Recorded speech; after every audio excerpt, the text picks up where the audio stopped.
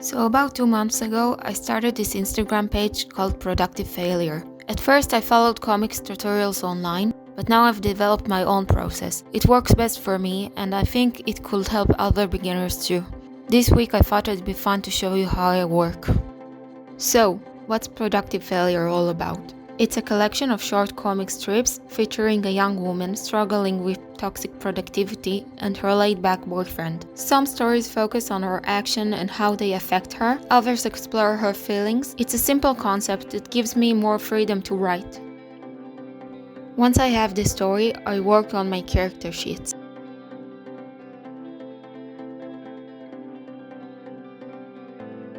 I started with a character that had a different body shape, aiming for a pointer and straight-lined look.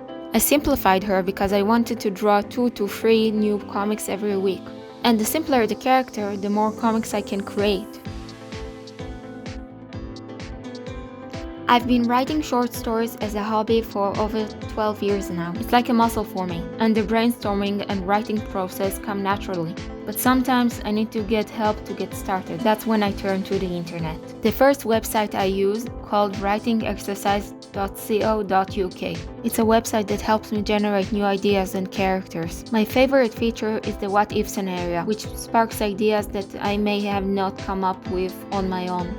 Another website that you all probably use is ChatGPT. We'll talk about it more later.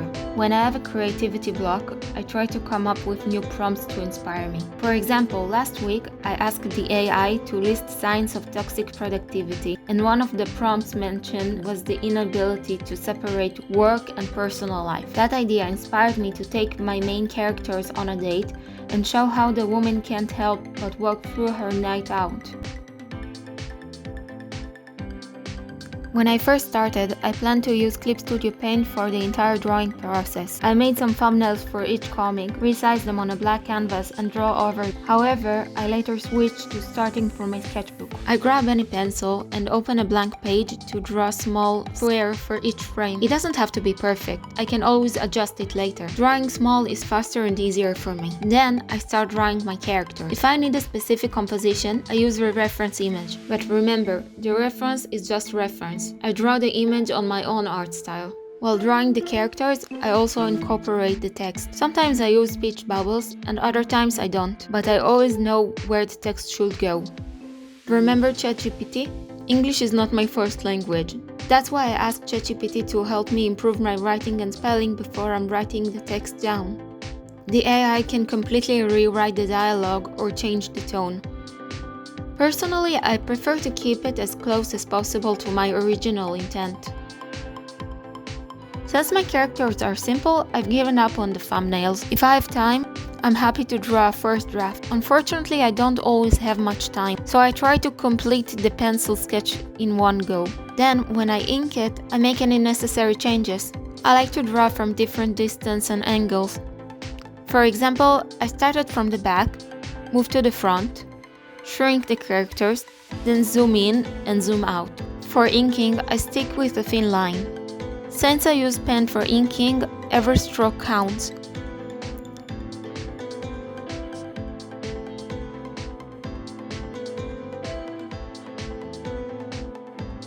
Once I'm done with the hand-drawn part, I take pictures with my phone. Then it's time to go digital. I use Clip Studio Paint X.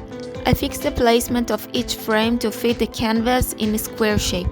Then I remove the blank areas, keeping only the lines. I use the tone curve to adjust the black and white extreme. If necessary, I duplicate parts and then flatten it all down. After that, I go to the edit menu and convert the brightness to opacity. Now when the line's ready, I turn the layer into reference layer and fill it with flat colors. I create a new layer underneath and use the fill bucket to fill the flat colors in. To make things easier, I've created my own color palette for these comics, so I don't have to think about new colors each time.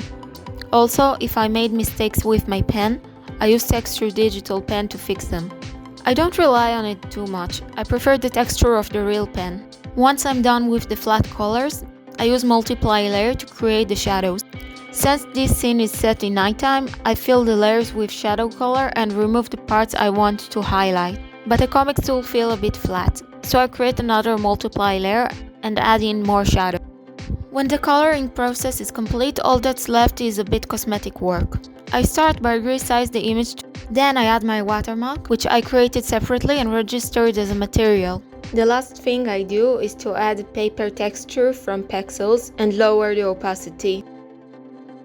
Number 1. Keep the concept simple.